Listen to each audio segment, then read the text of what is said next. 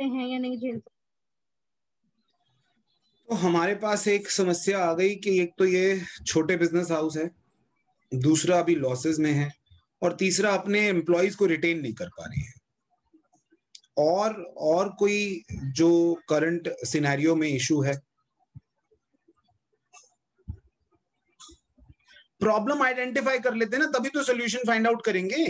किसी समझदार ने कहा है, if you have understood the problem, half of the problem is solved.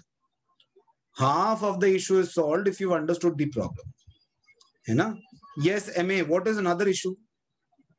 Sir जैसे इसमें हम ये वापस लिख सकते हैं कि फाइनेंशियल कंडीशन उनकी अच्छी नहीं है, क्योंकि अगर उनकी फाइनेंशियल कंडीशन अच्छी होती, अगर वो लॉसेस भी बेयर कर रहे हैं, तो वो बेटर क्वालिटी प्रोडक्ट्स कैसे नहीं उनको दे पा रहे?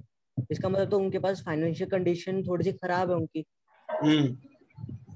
तो इसलिए वो नहीं, अपने अगर हम कस्टमर्स। फाइनेंशियल कंडीशन भी खराब कर लेते हैं तो फिर आप एक प्लान कैसे बनाएंगे फिर? आप सर प्लान कहते हो, आप लोगों ने प्लान में क्या बताना है मैं आपको बताता हूँ। आप कहोगे हायर सैलरी दे दो और रिटेन कर लो अपने एम्प्लॉयज को, ठीक है? आप कहोगे कि बॉस हायर सैलरी के साथ साथ आप जो है बेटर क्वालिटी ऑफ प्रोडक्ट बनाओ ताकि आप कॉम्पिटिटर को उड़ा दो। बिल्कुल, आप ये दो बातें कहने वाले हो क्योंकि यही दो मेन प्रॉब्लम्स हैं। तो आप ये दोनों करोगे कैसे अगर आप ये अज्यूम कर लेते हो कि फाइनेंशियल कंडीशन खराब है? यस प्रकल्पा।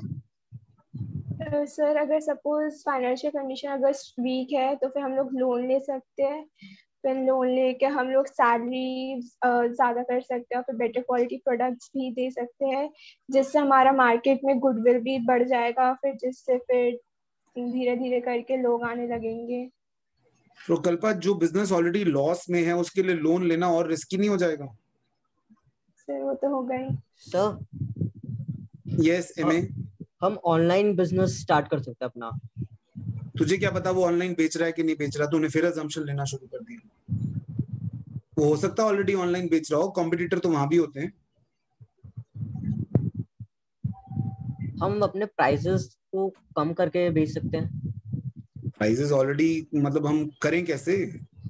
लॉसेस में ऑलरेडी हैं। सर हम लॉस, मैं मानता हूँ हम लॉसेस में अभी, बट सपोज अगर सब 100 रुपीज का सारा सामान बेच रहे हैं, हम 5 रुपीज कम करके या 2 रुपीज कम करके अपना प्रॉफिट मार्जिन कम करके हम थोड़ा सा लॉस में और जाके हम ये बेच सकते हैं।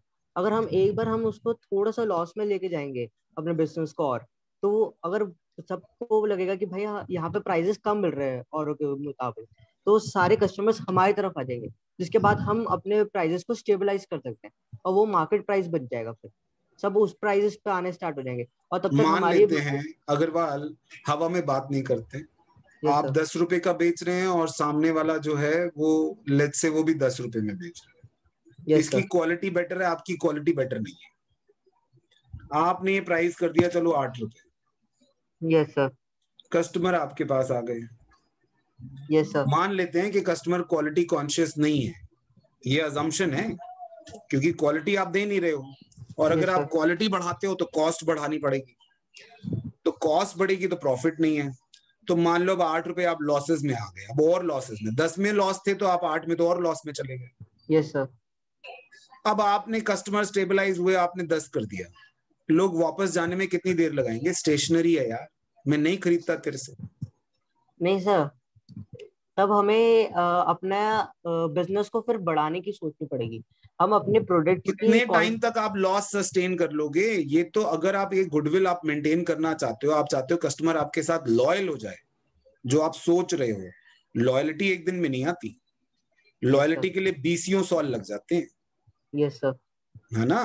तो लॉयल्टी के लिए आप चाहो कि 20 साल आप लॉस झेल लो तो वो तो मर जाएगी, वैसे ही कंपनी रोड पे आ जाएगी।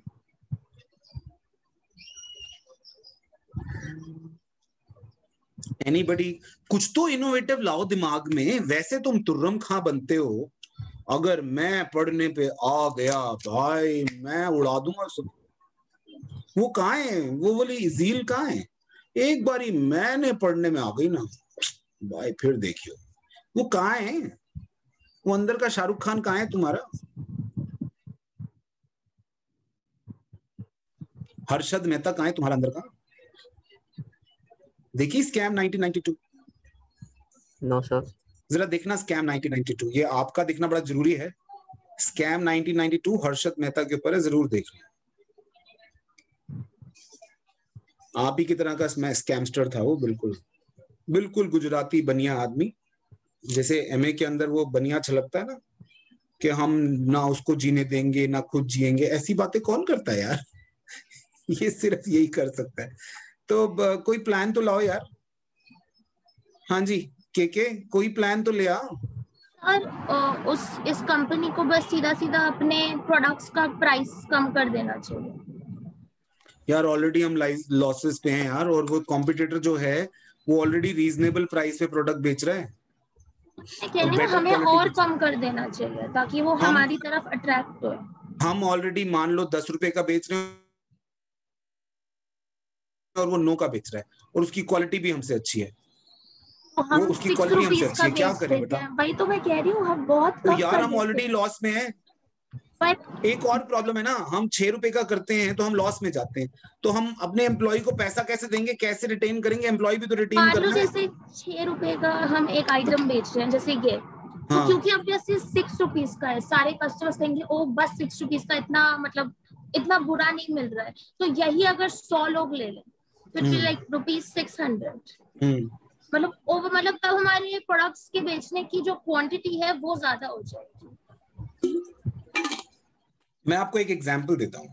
आप स्टेशनरी कुछ यूज करते हैं, पेन यूज करते हैं जो बहुत अच्छा चलता है आपके साथ, ठीक है, वो पेन 10 रुपए में आता है, और एक पेन 6 रुपए में मिलता है जिसकी क्वालिटी इतनी अच्छी नहीं है। Which one would you like to buy? The first one. 10 वाला ना। तो यहां पर आप मार्केट को समझें पहले। Market would not be willing to shift के just because the price is less, मगर क्वालिटी अच्छी नहीं है तो लोग नहीं आएंगे। कई लो क्वालिटी पेपर भी रजिस्टर मिलते हैं, हम लोग उसको नहीं खरीदते जबकि वो बहुत सस्ते होते हैं। एक रजिस्टर नॉर्मली 100 रुपए का, अगर नॉर्मल रजिस्टर अच्छा क्वालिटी का 100 रुपए का आता है तो वो रजिस्टर शायद 40-50 रुपए 60 रुपए मिल जाता है, बट वी डोंट बाय क्योंकि उस पर वो लिखा ही नहीं जाता। सो कहां से हम बाहर निकलें? सर अगर हाँ हम जी। ये चीज अगर उसकी जो ऑडियंस है अगर वो हायर लेवल को अचीव करने की ट्राई कर रही है, तो अगर हम लोअर लेवल पे वो यूज करें जो मतलब इतना अफोर्ड नहीं कर सकते,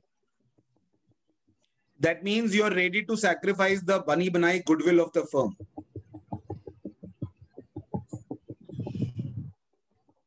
Agarwal, business is crucial. Business के ये डिसीजंस बड़े क्रिटिकल होते हैं यार, भूत बना देते हैं। Yes sir. तो आप दिख रहा है आपको ये एक डिसीजन कितना मुश्किल हो रहा है। यस रिया। सर वो अपना प्राइस बढ़ाकर बेटर क्वालिटी प्रोडक्ट बना ले। लॉसेस में प्राइस बढ़ाकर, प्राइस प्रॉब्लम ये है रिया कि सामने वाला रीजनेबल प्राइस पे बेटर क्वालिटी दे रहा है, हम प्राइस बढ़ाकर बेटर क्वालिटी देंगे, फंस गए ना। प्राइस कम करके बेटर क्वालिटी दे दें।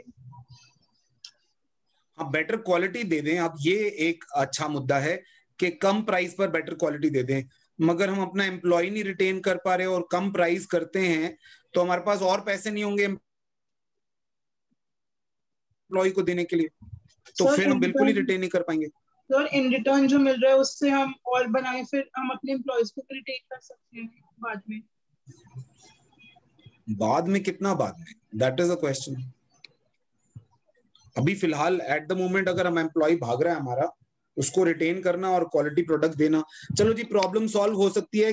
दो चीजें अगर हम कर लें, इन्हीं दोनों की बात कर रहे थे हम, कि हम तो अपने एम्प्लॉय रिटेन कर पा लें और बेटर क्वालिटी दे दें। अगर ये दोनों कर लेंगे तो प्रॉब्लम सॉल्व हो जाएगी, ये तो पक्का है ना। प्रॉब्लम यही है ना कि एक तो बेटर क्वालिटी दे दें और अपना एम्प्लॉय रिटेन कर लें। तो इसके लिए क्या करें कि हम अपने फाइनेंशियल क्रंच से भी बाहर आ जाएं, जो लॉसेस हैं उससे भी बाहर आ जाएं। शर्मा जी।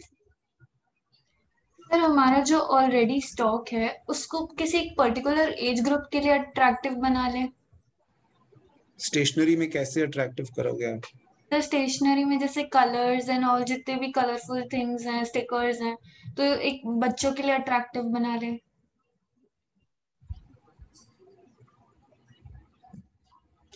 शर्मा जी इसमें ना एक पॉइंट हम भूल जाते हैं। अगर आप किसी का फेवरेट बनाने चाहते हो तो उस तक ये मैसेज पहुंचना बहुत जरूरी है, and that involve huge advertising. Huge advertising के बिना उस बंदे तक ये बात पहुंचाना is not easy, and that again involves a huge cost. चलो बना भी लिया, और आप मेरे ख्याल से वैसे तो बहुत डिफिकल्ट काम है वो वाला जो हम सोच रहे हैं कि एक पर्टिकुलर एज ग्रुप को हम इस अट्रैक्ट करें और ये बेच दें अपना माल। चलिए Prokalpa, what do you have to say? Sir हम लोग बोले कि एम्प्लॉयज को अगर सपोज तुम 15 प्रोडक्ट्स अगर तुम फॉर एग्जांपल बेच सकते हो तो फिर तुम्हें कुछ सर्टेन एक्स्ट्रा सैलरी या फिर समथिंग ऐसा कुछ दिया जाएगा, जिससे एम्प्लॉयज भी ज्यादा इनिशिएटिव लेंगे काम करने में। हम ऑलमोस्ट वहां पहुंच गए जहां मैं चाह रहा था कि आप पहुंच जाएं। प्रोकल्पा ने हमें ऑलमोस्ट वहां पहुंचा दिया है। ऐसे में बेटा जहां पर भी ऐसी सिचुएशन आती है, हम एम्प्लॉय पार्टिसिपेशन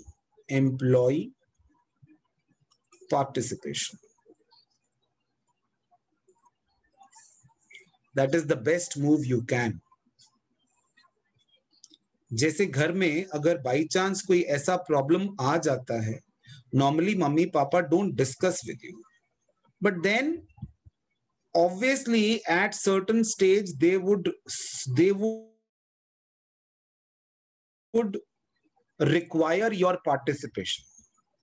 तो यहां अगर हम एम्प्लॉय पार्टिसिपेशन पे पहुंच जाएं, यहां पर अगर हम उनको, यहां पर देखो लिखा है उनको बेटर फैसिलिटी भी मिलती है और पैसा भी ज्यादा मिलता है। हम यहां पर बेटर फैसिलिटी पहुंचाएं उनको, जो बहुत ज्यादा पैसा इन्वॉल्व नहीं होता उसमें। एम्प्लॉय को बेटर फैसिलिटी देने के लिए ना वो बहुत ज्यादा खर्चा उसमें इन्वॉल्व नहीं है। अच्छी लाइटिंग, एयर कंडीशनर या इस तरह की चीजें, तो वो that is not very difficult. अच्छा खाना, दैट्स नॉट डिफिकल्ट। डिफिकल्टी उनकी सैलरी में है। अगर हम उनको पार्टिसिपेशन नहीं दे दें कि बहुत ज्यादा कमाओगे आप ज्यादा पाओगे, बी द पार्टनर ना, बी द पार्टनर, रिकॉग्निशन उनको दे दो, उनको कमीशन बेसिस पे दे दो कि यार the more you make more you earn, more you sell more you earn, better you produce more you earn. आप ज्यादा बेटर बनाइए आप ज्यादा कमाइए, ज्यादा बेचिए ज्यादा कमाइए।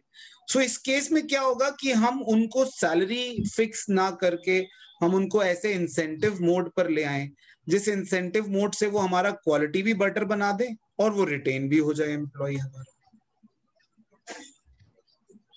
तुम्हारी दोनों प्रॉब्लम सॉल्व हो सकती हैं। हम बेटर क्वालिटी प्रोडक्ट भी बना लेंगे और हमारा एम्प्लॉय भी रिटेन हो जाएगा। क्या मैं ठीक कह रहा हूँ? Yes sir. Sir yes MA. Sir अगर दूसरे बंदे को, हमारे एम्प्लॉय को दूसरी जगह हायर प्राइस दे रहे, जो हमसे ज्यादा दे रहा है, मतलब वो इस चीज पे रुकेगा कैसे सर? Why not? आप हो सकता है उसको सैलरी यहाँ 10,000 दे रहे हैं वो 12 दे रहा है, आप उसको बोलो तू 12 छोड़ यार, तो जितना कमाएगा उसमें से हिस्सा तेरा, हो सकता है तू 15-20 पे पहुंच जाए। And every person wants to have a challenging kind of thing जिसमें उसको लगे कि I am getting reward for what am I doing, तो he will sustain, he or she will sustain. ठीक है? Yes sir. Okay, now the next case, the company is manufacturing garments. The manager wants to increase profits by purchasing new high-speed machines or increasing the sale or using waste material in manufacturing stuffed toys. He decided that using waste material to increase the profit is the best solution for him. Identify the concept of management involved. Mention the steps involved in the above process by quoting the line from the question. Steps involved of what? To complete the process of concept identified in A, what two next steps does the manager have to take? All right. Ananya पहले हमें case समझाइए, मुझे case नहीं समझ में आया। Case में ये है कि कंपनी जो है वो गारमेंट्स मैन्युफैक्चर करती है जिसमें उनको प्रॉफिट इंक्रीज करना है, और उसमें से दो वेज है कि वो हाई स्पीड मशीन्स खरीद ले, या मतलब 2-3 मेथड्स है बाय इंक्रीजिंग द प्रॉफिट पहले से, तो सर या फिर हाई स्पीड मशीन्स खरीद ले या फिर सेल प्राइस बढ़ा दे या फिर वेस्ट मटेरियल्स यूज कर ले। तो फिर उन्होंने डिसाइड किया कि वो वेस्ट मटेरियल्स को यूज करेंगे to increase the profit. Yes ठीक है, ऑलराइट। तो अब तीनों में से high speed machines, increasing the sales या फिर स्टफ टॉयज में से उन्होंने स्टफ टॉयज बनाना सोचा है, क्योंकि मुझे लगता है कि जब हम गारमेंट्स प्रोड्यूस करते हैं तो कुछ कपड़े के टुकड़े जो हैं हमेशा बचते हैं जो हमारे काम नहीं आते, तो उनको भालू और कुत्ते और इन सब में भर के वो बेचे हम, है ना, स्टफ टॉयज बनाकर। तो ये अब इसमें step of concept of management, कौन सा कॉन्सेप्ट है मैनेजमेंट का भाई? प्लानिंग। अच्छा, प्लानिंग, ओके। अब इसमें से कोई एक दो स्टेप बताओ जो आपने आइडेंटिफाई कर ली हो। सर हाँ मैं बोलूं? गुप्ता जी, हाँ गुप्ता जी आप बोलो। सेटिंग ऑब्जेक्टिव एक तो कहाँ पे लगा आपको? मतलब कुछ सोचा तो है ही सर कंपनी, मतलब उसके लिए ऑब्जेक्टिव इज समथिंग क्वांटिफाइबल, तो कहाँ ये दिख रहा है आपको? क्योंकि लाइन कोट करनी है उसको। सर और सर एक जाना एमए, तेरे को क्यों लग रहा है कि वो ठीक नहीं बोल रही? उसने पी हुई है, नशे में है, वो बह की बातें कर रही है, और तू समझा सकता है कि तू ठीक नहीं बोल रही है अनन्या, रुक जा, तेरी बेइज्जती हो रही है, तेरे सारे राज रिवील हो रहे हैं। 2 मिनट बोलने दे उसको। सर और एक मेरे को लग रहा है identify alternative courses of action.